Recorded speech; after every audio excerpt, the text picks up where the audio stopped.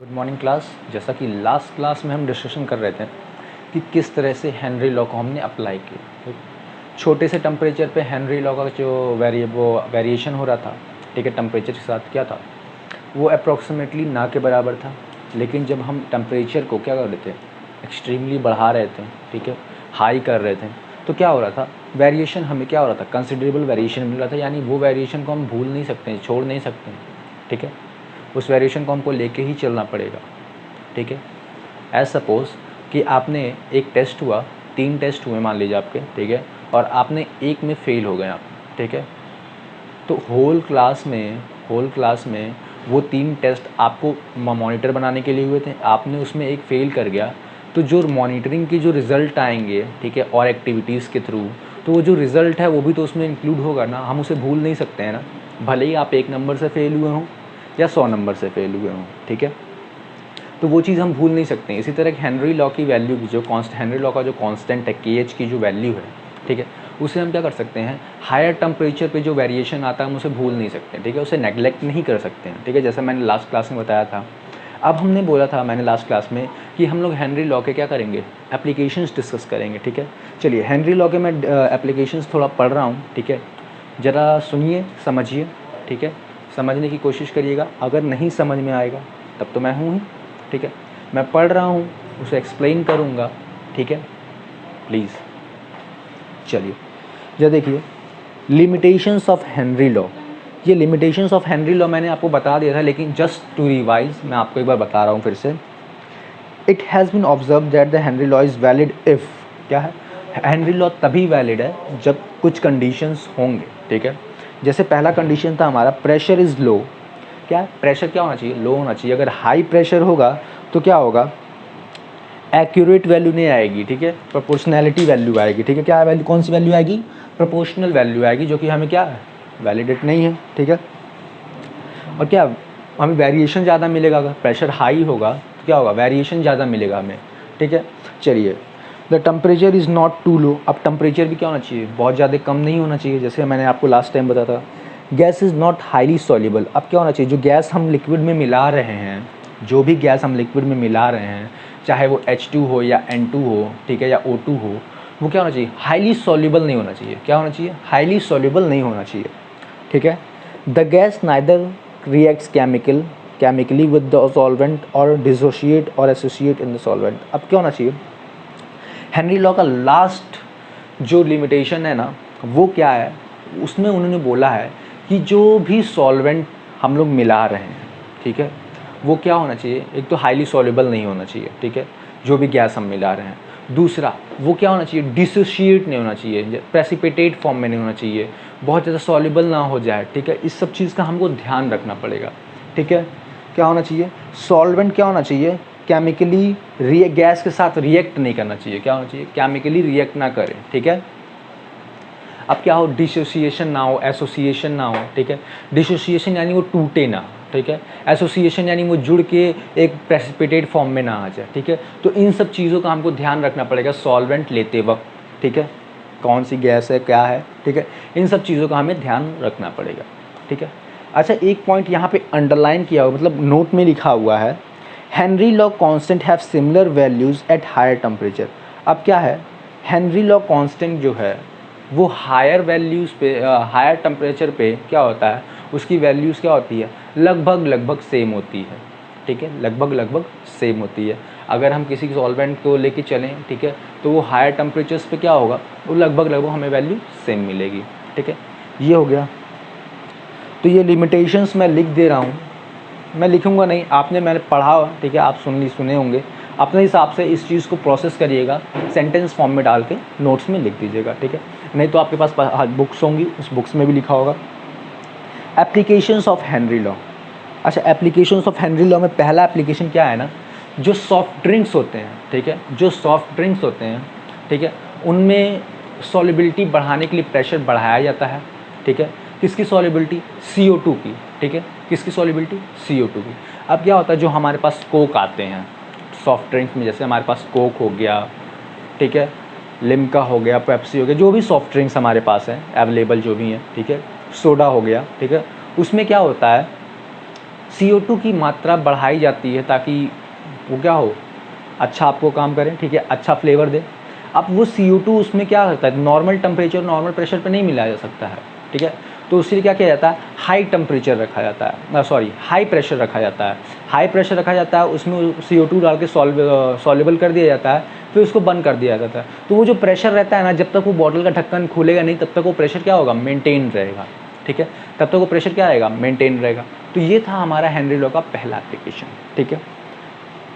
दूसरा, इन deep sea diving, scuba diving, ठीक है। अब देखिए, जो स्कूबा डाइविंग जो करते हैं, ठीक है, जो पानी के नीचे तक जाते हैं, ठीक है, डीपली, ठीक है, 100 मीटर 50 मीटर 60 मीटर ऐसे डीप जाते हैं पानी के अंदर। अच्छा, क्यों जाते हैं, कैसे जा पाते हैं, ठीक है, जैसे जैसे हम नीचे बढ़ेंगे ना तो वैसे वैसे हमारे ऊपर प्रेशर बढ़ेगा, ठीक है, जैसे जैसे हम नीचे बढ़ेंगे वैसे वैसे हमारे ऊपर प्रेशर क्या होगा, बढ़ेगा। अच्छा, प्रेशर बढ़ेगा तो क्या होगा, हमें सांस लेने में दिक्कत होगी। अच्छा, सांस लेने में दिक्कत होगी इसलिए हम क्या ले जाते हैं, वो ऑक्सीजन सिलेंडर ले जाते हैं। अच्छा, ऑक्सीजन सिलेंडर भी जैसे जैसे प्रेशर बढ़ता है क्या होता है, सॉल्युबल होता है, तो क्या होता है, दिक्कत करता है, ठीक है। अब देखिए क्या होता है, उसमें हम क्या करते हैं, कई तरह की अलग अलग एलिमेंट्स को मिलाते हैं, ठीक है, ताकि हाई प्रेशर पे भी क्या हो, हमें उसको इनहेल करने में दिक्कत ना हो, ठीक है। अब देखिए क्या मिलाते हैं, क्यों मिलाते हैं, जरा चीज़ पढ़ते हैं। Deep sea divers depend upon the compressed air for breathing at a high pressure underwater. The compression air contains N2 in addition of O2, ठीक है। अब क्या होता है, हाई प्रेशर के लिए जब उन कंप्रेसर एयर लेके जाते हैं तो उसमें क्या होता है, N2 होता है, नाइट्रोजन होता है और ऑक्सीजन होता है, ठीक है, दोनों मॉलिक्यूलर फॉर्म में होते हैं, which are not very soluble in blood at normal pressure. अब क्या होता है, ये दोनों ब्लड में नॉर्मल प्रेशर पे क्या होते हैं, सॉल्युबल तो नहीं होते हैं, ठीक है, सॉल्युबल नहीं होते हैं हायर लोअर प्रेशर पे, ठीक है, किसमें, ब्लड्स में। However at the great depth when the divers breathe in compression air pressure, however, from the supplied tank, more N2 dissolve in the blood and other body fluids. Because the pressure at the depth is far greater than the surface atmospheric pressure, when the divers come towards the surface, the pressure decreases and N2 comes out of the body quickly from forming bubbles in the bloodstream. अब देखिए क्या होता है, oxygen cylinders जो होते हैं हमारे पीछे, ठीक है, उसमें क्या मिलाया जाता है, N2 होता है, नाइट्रोजन होता है और ऑक्सीजन होता है। अब अगर नॉर्मल टेम्परेचर पे देखें तो हमारे ब्लड सेल्स में N2 क्या है, इस नॉन सॉल्युबल है, ठीक है, हमारे ब्लड में वो सॉल्युबल नहीं हो सकता है इस प्रेशर पे, ठीक है। नॉर्मल एटमॉस्फेरिक प्रेशर जो लगता है 1 atm का, उस प्रेशर पे ये चीज़ क्या होता है, सॉल्युबल नहीं होता है। N2 हमारे ब्लड सेल्स में क्या होता है, ब्लड में हमारे सॉल्युबल नहीं होता है। लेकिन जैसे जैसे हम पानी के नीचे जाते हैं, जैसे जैसे हम डेप्थ में जाते हैं, ठीक है, तो वैसे क्या होता है, हमारा क्या होता है, प्रेशर बढ़ता जाता है। अच्छा, एटमॉस्फेरिक प्रेशर के हिसाब से पानी के नीचे प्रेशर ज़्यादा होगा, ठीक है। अच्छा, वहाँ पे प्रेशर ज़्यादा है तो प्रेशर ज़्यादा होने की वजह से N2 और O2 हमारी बॉडी में दोनों एक साथ क्या होता है, डिज़ोल्व हो जाता है, ठीक है। अच्छा, दोनों एक साथ डिज़ोल्व हो जाए तो हमें दिक्कत नहीं होता है, ठीक है, हमें दिक्कत नहीं होता है। लेकिन जैसे ही हम सरफेस पे आते हैं, ठीक है, मान लीजिए हमारा काम पानी के नीचे हो गया, हमें एक प्लांट नीचे लगाना था या हमें नीचे से कुछ लेकर के आना था, हमने गया लेकर के आए, ठीक है, हम जब ऊपर आएंगे ना तो वो N2 क्या होगा, नॉर्मल एटमॉस्फेरिक प्रेशर पे क्या होगा, इवॉल्व हो जाएगा हमारी बॉडी से बबल्स फॉर्म में, बबली वेपर्स बन के वो क्या हो जाएगा, वो इवॉल्व हो जाएगा हमारी बॉडी से, क्या हो जाएगा, अलग हो जाएगा। अच्छा, ये अलग हो गया, ठीक है। अब इनका आगे क्या रोल है, ज़रा देखिए, मैं मेन चीज़ पढ़ रहा हूँ।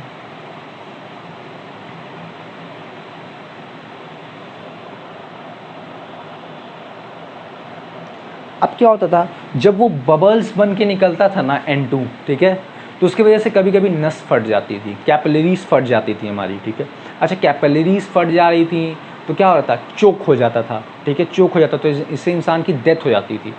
अच्छा, अब चोक हो जा रहा है, इंसान का डेथ हो जा रहा है, तो इसका कुछ अल्टरनेटिव हमने ढूंढा, ठीक है, इसका क्या ढूंढा, अल्टरनेटिव ढूंढा।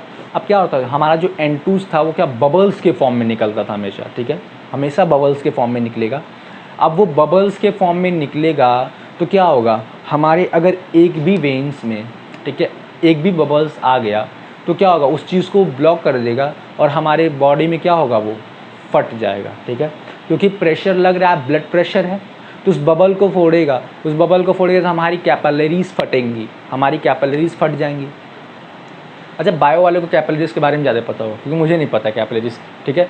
चलिए, कैपिलरीज जो हमारी फटेंगी, ठीक है, उससे क्या हो जाता है, चोक हो जाता है। अच्छा, चोक हो रहा है तो क्या होगा, डेथ होगा। जब हमारे चोक होगा तो क्या होगा, डेथ होगा।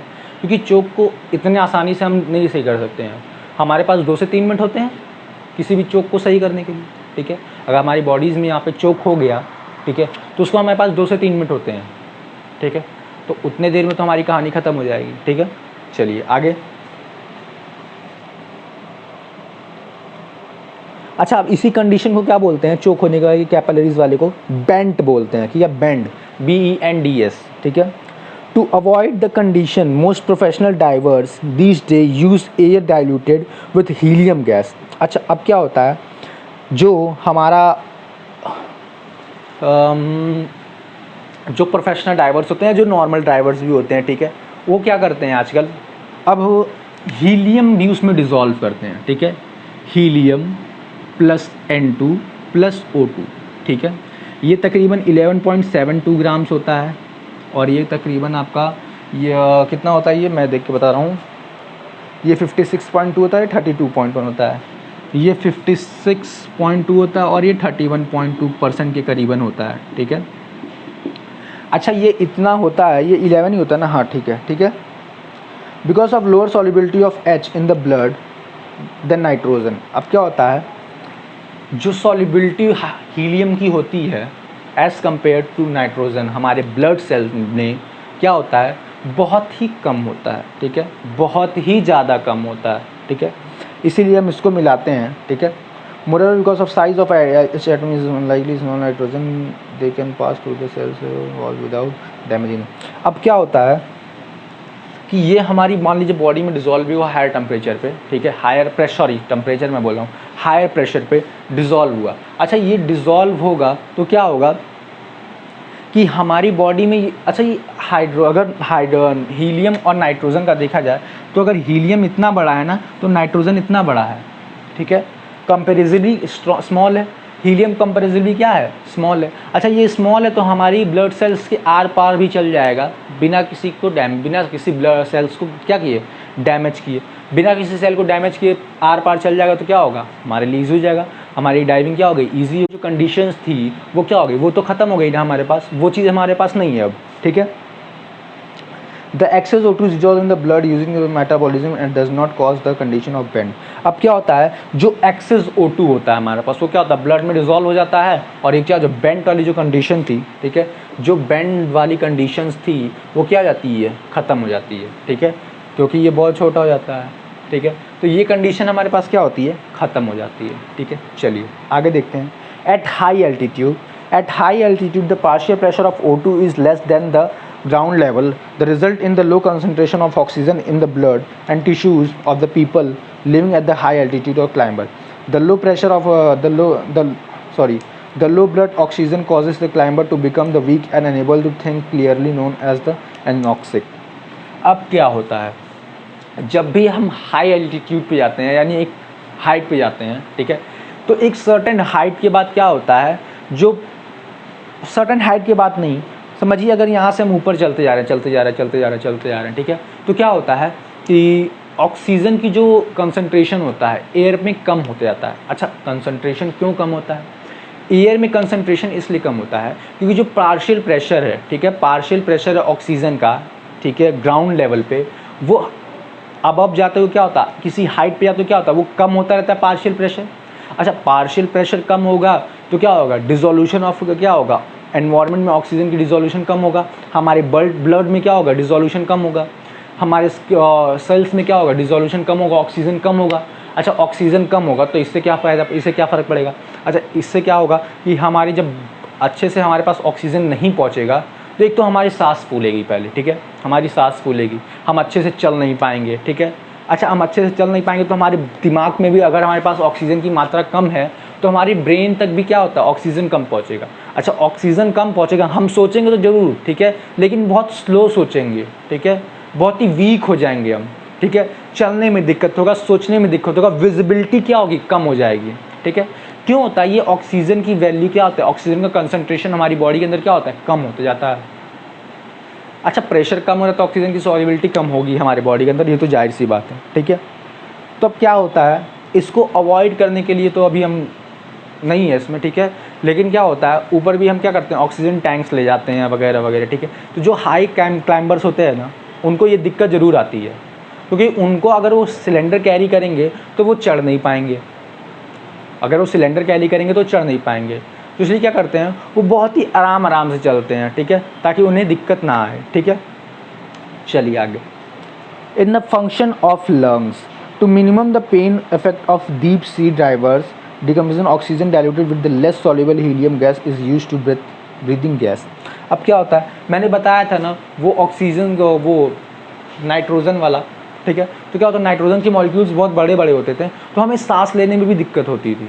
ठीक है, सांस लेने में दिक्कत होती। हाइड्रोजन हीलियम छोटा छोटा है। ठीक है, तो क्या हो रहा था, हम सांस लेने में क्या हो रहा है, जब हम डेप्थ में जाएंगे ना तो हमें सांस लेने में दिक्कत होगी और हमारे चेस्ट में, हमारे लंग्स में क्या होगा, दर्द होगा।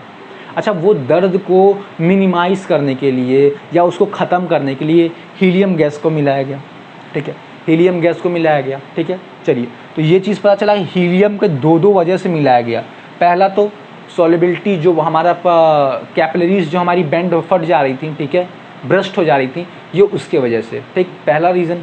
और दूसरा रीज़न क्या, हमारे जो लंग्स में पेन हो रहा था उसको क्या करने, मिनिमाइज़ करने के लिए, उसको रिलीज़ करने के लिए ये हुआ। ठीक है, तो ये हो गया एप्लीकेशंस ऑफ हेनरी लॉ और लिमिटेशंस ऑफ हेनरी लॉ। ठीक है, हेनरी लॉ के मैंने आपको लिमिटेशंस भी बता दिए और क्या बता दिए, एप्लीकेशंस भी बता दिए। ठीक है, चलिए अब जरा हम एक क्वेश्चन देखते हैं कि क्या है क्वेश्चन। ठीक है, if N2 gas is bubbled through the water at 293 Kelvin, how many millimoles of N2 gas would dissolve in 1 liter of water, assuming that N2 exerts a partial pressure of 0.987 bars?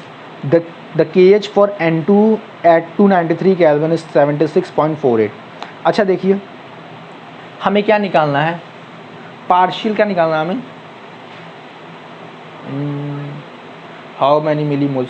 अच्छा, millimoles निकालना है। ठीक है, तो x N2 क्या आ जाएगा हमारे पास, बताइए, एक्स N2 क्या आ जाएगा, P partial pressure of N2 upon क्या, KH। ठीक है, अपॉन क्या, KH। अच्छा देखिए क्या हुआ है, P की वैल्यू क्या दी है, 0.987 बार्स दिया हुआ है। ठीक है, और देखिए यहाँ पे KH की वैल्यू क्या दी हुई है, 76480 बार। ठीक है, ठीक है, ये बार्स की वैल्यू दी हुई है। अच्छा, इसको सॉल्व करते हैं आगे, तो क्या जाएगा, 1.29 इंटू 10 टू द पावर -5 आ गया। अच्छा, ये आ गया मोल्स हमारे, ये हमारे पास आ गया क्या, if n is the number of moles of N2 solution of 1 litre water with 55.5 moles, then x of N2 क्या हो जाएगा, ये हमारे पास क्या आ गया, x N2 आ गया। ठीक है, x N2 आ गया। ठीक है, अब देखिए क्या हो रहा है, अगर 1 लीटर में अगर n मोल्स हम डिज़ोल्व करते हैं तो वाटर मस्ट कंटेन 55.5 लीटर। अगर हम इस टेम्परेचर और इस प्रेशर पे करते हैं तो क्या होना चाहिए, जो हमारे पास 55.5 मोल्स क्या होना चाहिए, डिज़ोल्व होना चाहिए कितने, 1 लीटर वाटर में। ठीक है, 1 लीटर वाटर में इस प्रेशर और इस टेम्परेचर पे होना चाहिए। ठीक है, अच्छा अब देखिए क्या हो रहा है, दोनों का प्रेशर हम क्या करते हैं, कैलकुलेट करते हैं, x N2 sorry moles count करते हैं, तो n मोल्स हम मिला रहे हैं, n प्लस 55.5 मोल। ठीक है, 55.5 मोल इक्वल टू कितना आ गया, n अपॉन 55.5, और ये किसके बराबर आएगा, बताइए मुझे ज़रा। ठीक है, ये किसके बराबर आएगा, तो ये किसके बराबर हो गया, ये देखिए n अपॉन 55.5, ये किसके बराबर हो गया, 1.29 इंटू 10 टू द पावर -5 के बराबर हो गया। अच्छा, जब ये इसके बराबर हो गया तो हम इसको सॉल्व करके निकाल लेंगे, तो ये हमारा कुछ आ जाएगा, लगभग हमको इसको सॉल्व करने पे आएगा 0.716 मोल्स। ठीक है, इतना ही मोल आएगा आंसर। ठीक है, तो ये हो गया हमारे पास, एक क्वेश्चन हमने सॉल्व कर लिया, हमने एक चीज़ को क्या कर लिया, सॉल्व कर लिया। ऐसे ही क्वेश्चन पूछेगा कि इतना ये है इतना वो है तो उसका मोल्स कितना आएगा, ठीक है। एक एग्जाम्पल और किया जाएगा हम लोग, ठीक है, छोड़िए मैं इसको बताऊंगा आप लोग को, ठीक है, मैं इस चीज़ को आप लोग को जब शीट दूंगा, ठीक है, तो उसमें बता दूंगा आप लोग को। चलिए हम लोग आगे बढ़ते हैं। सॉलिड सॉल्यूशंस, अब देखिए हमारे पास क्या है, सॉलिड सॉल्यूशंस है। इसको नोट करने का कोई मतलब नहीं है, मैं आपको बस ऐसे ही एग्जांपल बता रहा था, ठीक है, एक एग्जांपल बता रहा था। अब हम पढ़ेंगे ना सॉलिड सॉल्यूशंस के बारे में, ठीक है। अच्छा सॉलिड सॉल्यूशंस क्या होते हैं, ठीक है, सॉलिड सॉल्यूशंस बनते कैसे हैं, ठीक है, सॉलिड सॉल्यूशंस बनते कैसे हैं, जरा देखिए। As we have already learn, solid solution are दो solution in which both the compounds solute and solvent are solid. देखिए यहाँ पे क्या बोल रहा है कि सॉलिड सॉल्यूशंस वो होते हैं, ठीक है, सॉलिड सॉल्यूशंस वो होते हैं जिनके दोनों सॉल्यूट और सॉल्वेंट क्या हो, सॉलिड्स, ठीक है, एक सॉलिड एक लिक्विड नहीं, ठीक है, क्या हो, सॉलिड्स हो, दोनों सॉलिड, सॉल्यूट और सॉल्वेंट क्या हो, दोनों सॉलिड हो। अच्छा देखिए यहाँ पे क्या होगा, दो टाइप का सॉल्यूशन बनेगा, एक सब्स्टिट्यूशनल सॉलिड सॉल्यूशन और इंटरस्टिशियल सॉलिड सॉल्यूशन, ठीक है। क्या अब कौन कौन से बन रहे हैं, दो बन रहे हैं, substitutional solid solution and interstitial solid solution. अच्छा क्या होता है ना, सब्स्टिट्यूशन में ना सब्स्टिट्यूट होगा, किसी चीज़ का सब्स्टिट्यूट होगा, और इंटरस्टिशियल में क्या होगा, किसी इंटरस्टिशियल स्पेस में जाके वो चल जाएगा, उस पर क्या होगा, इंटरस्टिशियल स्पेस में जाके क्या होगा, वो रहेगा, ठीक है। तो ये सब चीज़ें हमें डिस्कस करनी है, ये सब चीज़ें हमें पढ़नी है, ठीक है। तो ये टॉपिक थोड़ा बड़ा है, तो ये इस लेक्चर में कंप्लीट नहीं हो पाएगा, ठीक है, ये इस लेक्चर में कंप्लीट नहीं हो पाएगा। तो हम क्या करते हैं, आज के लेक्चर को यहीं ख़त्म करते हैं और नेक्स्ट लेक्चर में मिलेंगे तो हम डिस्कशन करेंगे सॉलिड सॉल्यूशंस के बारे में, ठीक है। सॉलिड सॉल्यूशन में कितने, दो पार्ट्स हैं हमारे पास, कौन कौन से, सॉरी दो टाइप्स हैं हमारे पास, कौन कौन से, एक सब्स्टिट्यूशनल सॉलिड सॉल्यूशन और एक इंटरस्टिशियल सॉलिड सॉल्यूशन। अब हमारे पास ये दो है, हमें इन्हीं दो पोल को पढ़ना है, ठीक है। उसके बाद हम पढ़ेंगे, ये सब नेक्स्ट लेक्चर की बात कर रहा हूँ मैं, ठीक है, vapour pressure of liquid solution, ठीक है, ये हम पढ़ेंगे क्योंकि vapour pressure is the huge topic, ठीक है, बहुत बड़ा टॉपिक है वेपर प्रेशर, और इस वेपर प्रेशर से कई सारे क्वेश्चंस हैं, ठीक है, जिन्हें हमें सॉल्व करना पड़ेगा या सॉल्व करवाना पड़ेगा, किसी भी तरह हमें इसे क्वेश्चंस को समझना पड़ेगा, ठीक है। तो फिलहाल आज की क्लास के लिए इतना ही, ठीक है, नेक्स्ट क्लास में मिलते हैं।